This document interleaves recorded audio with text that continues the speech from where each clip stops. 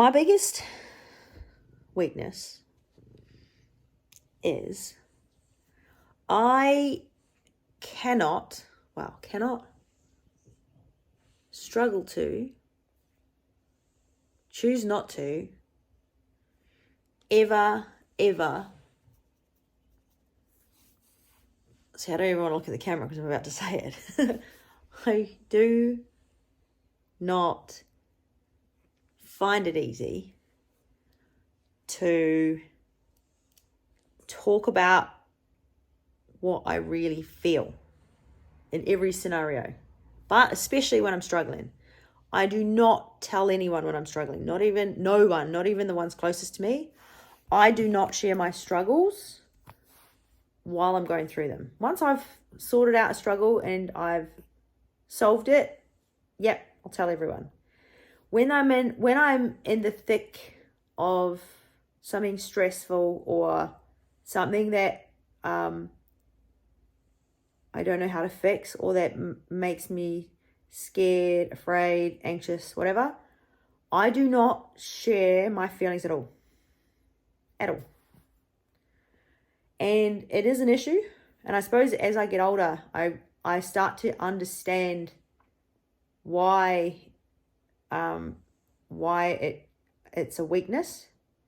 Because growing up, I thought, if you can hide your feelings from others and from yourself, you can get more done. So I suppose one of the benefits of other people not knowing what you're going through is they leave you alone. So if I give you an example, if I tell someone what I'm really feeling, I feel like I'm burdening them, because now they will feel like they have to do something about it. So I don't want to tell people what I'm feeling, because I don't expect them to feel like it's their job to fix it. So if they can't do anything about it, or if I don't expect them to help me with that problem, then why would I tell them about it in the first place? So I don't tell people what I'm feeling or when I'm struggling, because I feel like that's my burden to bear. I don't want to give them burden. So that's the first reason why I don't share. The second reason is I've always seen sharing my emotions as showing weakness. So, and not just, it's not that I want others to think I'm weak. I don't want to see myself as weak, because I think in order to solve that problem, I need to be strong. So I suppose I'm hiding my feelings from myself. I don't want to look weak to myself. I don't want others to think I look weak either. And sharing current feelings. See how my voice is changing, because now I'm talking about my fucking feelings. Talking about feelings. So that's the second reason. The third reason is, like I said before, I think it's more time efficient to just think about the solution. So if I'm talking about how I'm feeling, I'm not talking about what the solution is. So it's like wasted time towards solving the problem in the first place. So if I'm struggling with something, my mind is constantly buzzing with what's the solution? What's the solution? Is there a solution? What is it? And the fourth reason, so there's a lot of reasons why I don't share my feelings. The fourth reason is because when I talk about how I am feeling, and I'm talking about when I'm struggling with something and I have an issue or a problem and I don't know how to solve it yet, I find that talking about how I feel stresses me out more. So I don't want to talk about how I'm feeling, because I feel like I'm wasting time instead of talking about the solution. I don't want to seem weak. I don't want the person I'm talking to feel burdened with my problems. And also it's just going to stress me out, because I'm like, well, now I'm just talking about how I feel, and now I'm more aware of how I feel, and I don't want to feel that way. So that's a lot of reasons to not want to talk about how I feel. But if I look back on my life, there have been times where I really did struggle, and I should have actually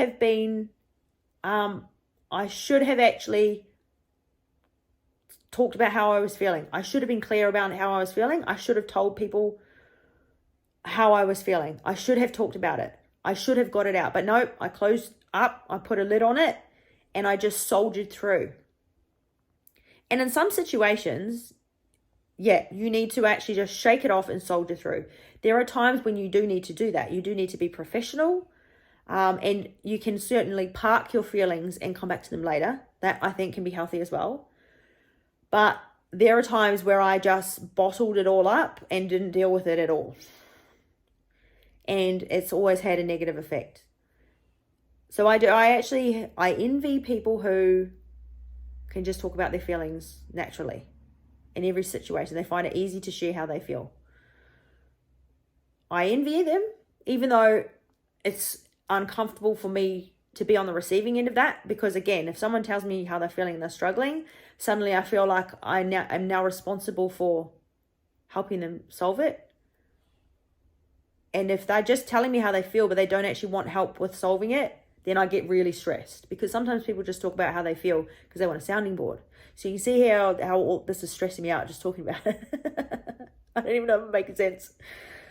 But if I give you an example of one of the worst times when I should have talked about how much I was struggling, I need to go back to my first ever season of bodybuilding, because I struggled bad during the prep and even more so afterwards. And I've never told the story publicly before, because I don't want anyone to think that I'm blaming anyone outside my own situation, my own scenario. I blame myself for not being more outspoken or telling the people around me what I was really going through. I just turned all my emotions off and got on with it, soldiered through. And that was one time in my life where I should have actually talked about my feelings, because it could have turned out so much better. But if I give you a little bit of context around this, the first time I ever competed, I had only just started lifting weights, and so I was very green to the industry, and I knew that I wanted to do bodybuilding because I'd gone and watched lots of shows.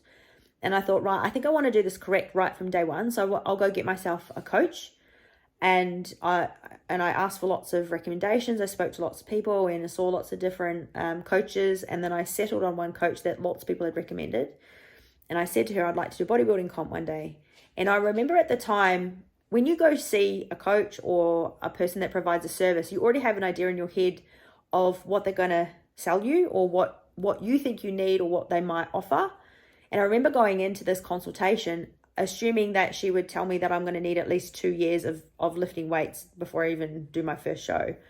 And I thought, right, well, I'm probably going to sign up with her for at least 2 years before I do my first show. That was the assumption that I had in my head.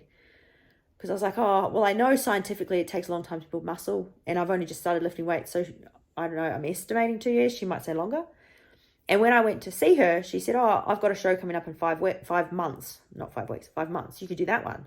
And I was like, 5 months? Are you kidding me? Like, are you serious? And she goes, yeah, I can see you've got some muscle there. And, you know, it's a show for newbies as well. So you're going to be on stage with other newbies, like people that have never done it before.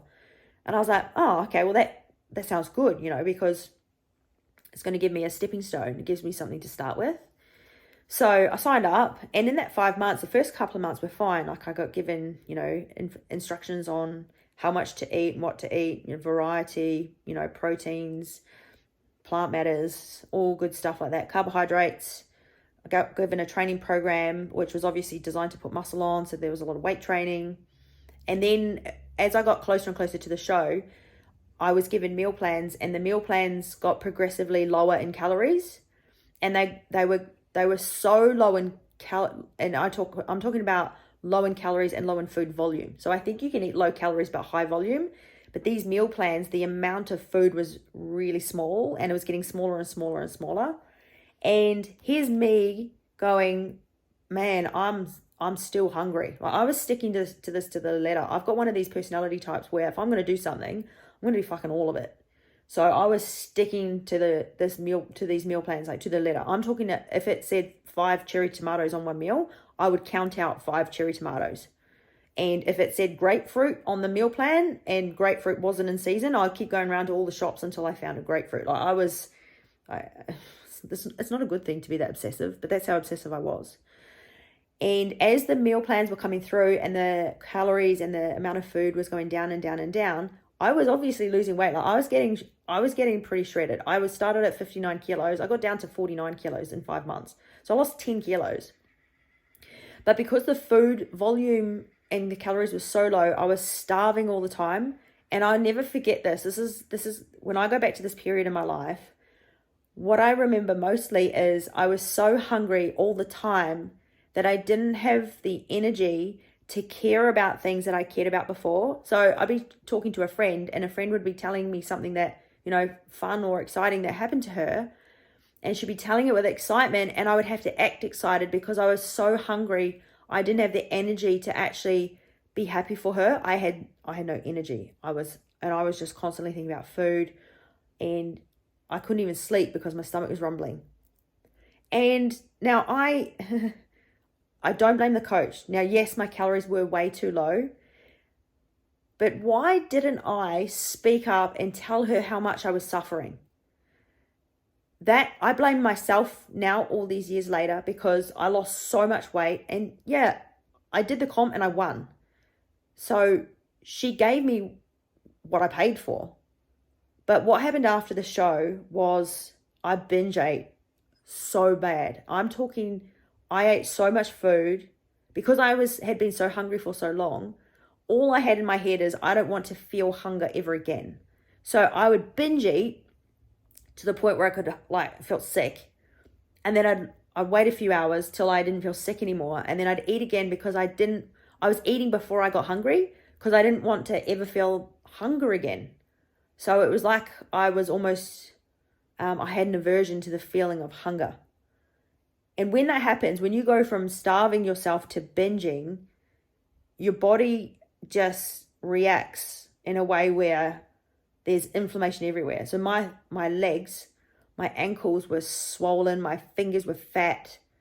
I've got photos I can show you. I blew out. I reckon I put 7 kilos on in the first 7 days after the show, and I ended up putting all 10 back on within a few weeks. Wouldn't have all been fat though, because there was so much inflammation in my body. I looked fluidy. And that was my response to being starving for a long time. I just binge ate and binge ate and binge ate. And then it took me a long time after that to get back to normal. It took me about 1.5 years to relearn good habits, get my body back to a place of feeling healthy again, get my mind back in a good place. I struggled more afterwards because I felt like I had done all this hard work, got the result, and then just slingshotted I lost all of it within a matter of days. And now that I look back, I'm older and I'm wiser, and I've done many shows since then. My next season, I did on my own with no coach because I thought, I reckon I can eat a lot more food than that and still get lean.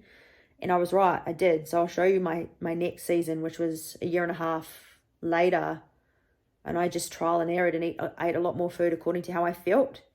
So I learned in the second season that my body could take a lot more food, not be hungry, not be starving, have plenty of energy, still look really good. And then I didn't blow out afterwards either because I didn't binge eat, because I wasn't hungry. I actually felt full and satisfied the whole time. But I can't blame anyone else, because if you sign up to a coach or you use the services of someone else, the only information that they have access to is the information you choose to share with them. So can I blame that coach when I not once ever complained or told her how I felt? Apart from when I got sick for 3 days, I couldn't eat all my food, and I messaged her and said, look, I'm sorry I didn't get to eat all the food because I've been ill. She had no idea that whole time how much I suffered. No idea. And how different would things be now if I was clear on that? So my personality defect is, in a situation like that, I didn't want to tell her about my problems because it was a little bit of, well, she's supposed to be the expert, so maybe it's normal for me to feel like this. She would know. She's given me these meal plans. She would know that. And maybe this is just how you feel when you get ready for a show. I don't want to sound like a moaner, like a complainer. I don't want to be a pain in the ass client. And I don't want to show weakness. I want to do well in my show. So if she's given me these instructions, then clearly this is what needs to be done. I had all that going through my head. But what if I just told her how I fucking felt? She might have increased my food or changed my food or done something. So I robbed her of that opportunity to use my biofeedback to make adjustments. So that's why after that, I did many years of competing on my own with no coach. Not because coaches are no good or that there weren't any good coaches out there, because I didn't want to work on my vulnerabilities. So I just coached myself. And I mean, that's great because I learned a lot about myself, but I had no one to bounce off. So I suppose my weakness got weaker. I got even worse at sharing how I feel because now I had no one to answer to.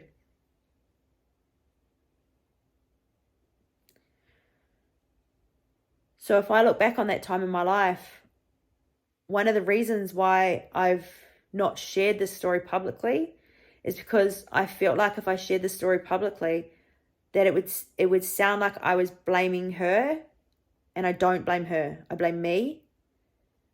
But I suppose I wasn't even aware of my own personality defect yet. Now that I am, I can share the story, but show you that there is a lot of power in self-awareness, in identifying your weaknesses, speaking them out loud, because then you can move forward and work on your weaknesses. And that's what I'm doing with YouTube. I am trying to grow my YouTube, and it's hard to do. People want to hear how you feel. People care about how you feel about things. So if I want this channel to improve, I need to be more clear on how I feel in every situation. So I'm making this video now because this is day one for me, for Trish, working on her weaknesses. There are some videos on this channel, if you go back to some of my older videos, where I did talk about how I was feeling. And after I made those videos, I had a headache for the rest of the day. I'll probably have a headache after this video for the same reason. But part of this challenge that I've been doing, posting a video every day, is good because I'm being forced to actually start talking about stuff that's real rather than, I mean, everything else is real, but now it's real because this is a true weakness of mine.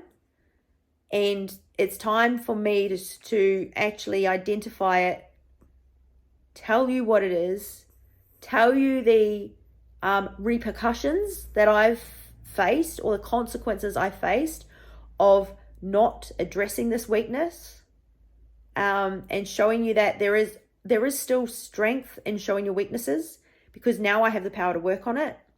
And if I can blame myself, that means I can also do something about it.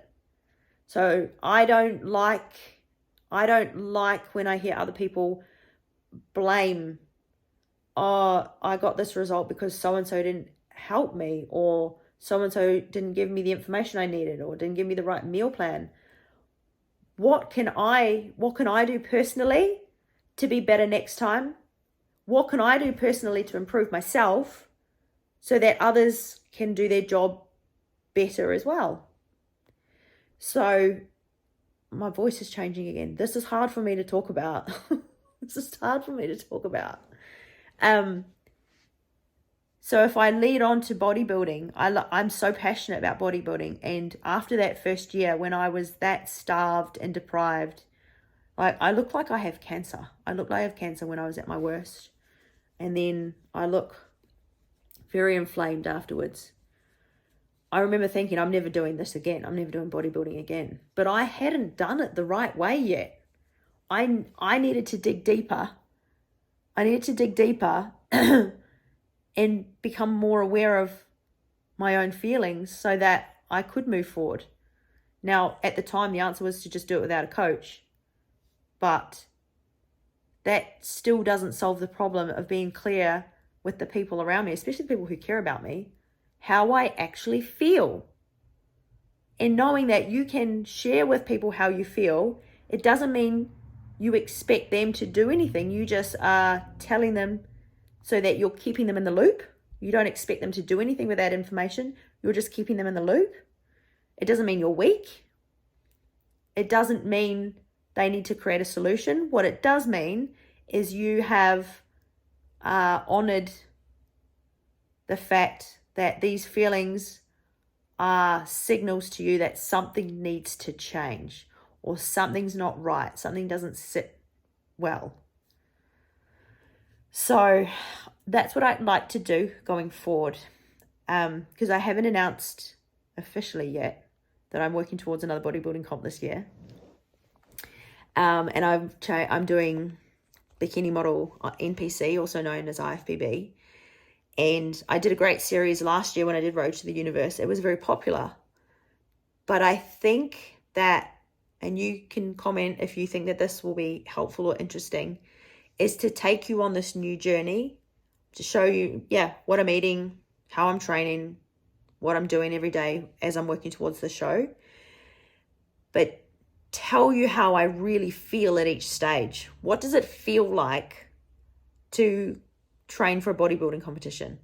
What does it feel like to eat that food? What does it feel like to do that training? What does it feel like to do posing that you've never done before and be outside your comfort zone and be shitting yourself because, it is, I don't know any of these people. It's a completely new crowd of people.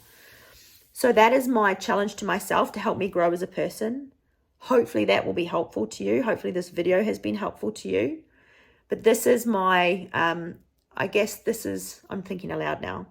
This is my project to myself now, is to learn to work on my weakness, which is being more comfortable with sharing how I feel. So if you do want to follow along, subscribe. I hardly ever ask for subscribers because I think if you want to follow my journey, you'll subscribe anyway. But if you would like to follow along on the journey of Trish getting better at sharing how she feels, hit that button, subscribe. And I will very shortly start my new series on, Road to the NPC. Thanks for watching.